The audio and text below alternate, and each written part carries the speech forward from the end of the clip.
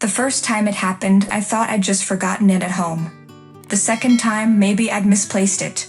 But by the fifth time my lunch went missing, I knew better. Someone was stealing my food. I stood in front of the break room fridge, staring at the empty space where my container should have been. My stomach growled in protest. I had been looking forward to that lunch all morning. I could still picture it. Rosemary chicken, a side of couscous, and a slice of homemade lemon pie. Gone, again. "Looking for something, Donna?" asked Morgan, one of the few coworkers I could tolerate. She sipped her tea, leaning against the counter with her usual sleepy-eyed calm. "My lunch," I muttered. "Gone again." "You're kidding," you label it. In bold red marker. Doesn't help. Morgan lowered her cup. "I've seen Bradley hovering around in here a lot lately. Caught him with a mouthful of someone's sandwich once." Bradley, the arrogant manager who thought everyone beneath him owed him something. He micromanaged, he took credit for others' work, and apparently he took lunches too. He had that smirk, the kind that made your skin crawl, like he knew the rules didn't apply to him. That night, I came up with a plan. A simple one. The next morning, I labeled my lunch clearly. "Do not touch it" in big, blocky letters. Then I waited. Sure enough, just past noon, I lingered nearby and watched him open the fridge, snatch my container, and dig in like he owned it. No hesitation. No guilt. He just opened it and started eating, right there in the break room. "Enjoying my lunch, Bradley?" I asked, stepping forward. He barely flinched. "This looked like mine." "Right, for the fifth time." "Maybe you should use a different container."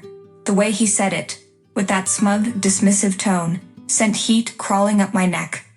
I walked away before I exploded, but I wasn't done. Not even close. The next day, I brought in a new lunch. Mashed potatoes, roasted chicken, and a thick gravy, secretly laced with a generous dose of laxatives. Not dangerous, just effective. I placed it in the usual spot and waited. Soon, Bradley strutted in, grabbed the container, and muttered, "Finally, something worth eating." I watched from my desk as he devoured it with his usual smugness. Bite after bite, like it was his reward for a job well done. 15 minutes later, he shifted in his chair, then jolted upright, pale and sweating. "Oh no," he whispered. He shot to his feet and bolted for the restroom. I leaned back, satisfied. Could have used popcorn.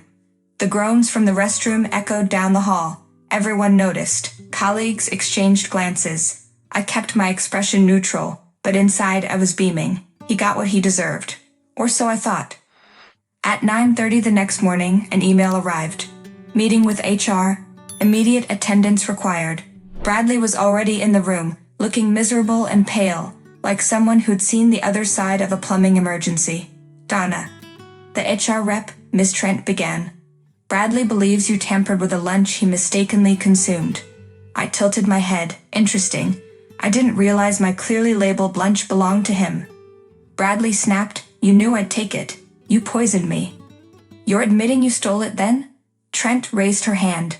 "The issue is your response, not just the theft. This is a workplace, not a war zone. So I should let him keep stealing from me? I'm saying retaliation isn't the answer. I suggest you lock up your food." "Bradley." "I'll bring my own," he interrupted, waving a hand dismissively. That was it? A suggestion? A wrist slap and keep your lunch locked up. I left fuming, but inspired. That night, I prepared mashed potatoes again, but this time I added a few surprises. Tiny, harmless, but very visible earthworms and a roach or two, mixed in with care, just enough to get a reaction. Then I set up a small hidden camera near the fridge, tucked behind a row of cereal boxes. By mid-morning, the camera caught Bradley doing what he always did, grabbing my lunch and helping himself. One bite. Then a pause. His eyes widened. He screamed. "Oh God." He spat out the food, gagging, stumbling toward the restroom like his life depended on it. The office fell silent. Then came the whispers. Heads turned. Someone stifled a laugh. I reviewed the footage, relishing every frame. Then I marched back to HR and handed them the USB drive. "Play it," I said. Ms. Trent did. Her face fell. This is bad," she muttered. "For him," I replied. By that afternoon, an email went out. Bradley has been suspended pending investigation. 2 days later, Bradley's employment has been terminated.